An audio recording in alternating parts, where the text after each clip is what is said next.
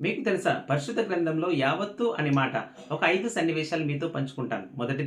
మొట్టమొదటిసారి యావత్తు అనే మాట ఆదికాండం 1వ అధ్యాయం 31వ వచనంలో మొట్టమొదటిసారి యావత్తు అనే మాట కనబడుతూ వస్తది.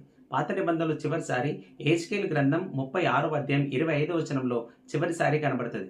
రెండవది చివరిసారి యావత్తు అనే మాట మొదటి పేతురు పత్రిక 5వ అధ్యాయం 7వ వచనంలో కనబడుతుంది. నూతన నిబంధనలో మొదటిసారి మత్తయి సువార్త 3వ అధ్యాయం 15వ వచనంలో కనబడుతుంది. మూడవది పాత నిబంధనలో 62 చోట్ల యావత్తు అనే మాట కనబడుతుంది. నూతన నిబంధనలో 8 చోట్ల యావత్తు అనే మాట కనబడుతుంది. మొత్తం కలిసి పరిశుద్ధ గ్రంథంలో 70 చోట్ల యావత్తు అనే మాట వాడబడుతూ వచ్చింది. చివరిది, 5వది, ఆఖరిది యావత్తు అనే మాట ఎక్కువ సార్లు కనబడినటువంటి గ్రంథం ఆదికాండం. 23 చోట్ల యావత్తు అనే మాట కనబడుతుంది. అట్టి కృపా దేవుడు మీ వెనుకల్లో దీవించి ఆశీర్వదించును గాక. ఈ సమాచారం దేవుని సన్నిధిలో కూర్చుంటేనే దొరుకుతుంది. అట్టి కృపా ప్రభు మీ అందరికీ అనుగ్రహించి మహిమ పొందును గాక.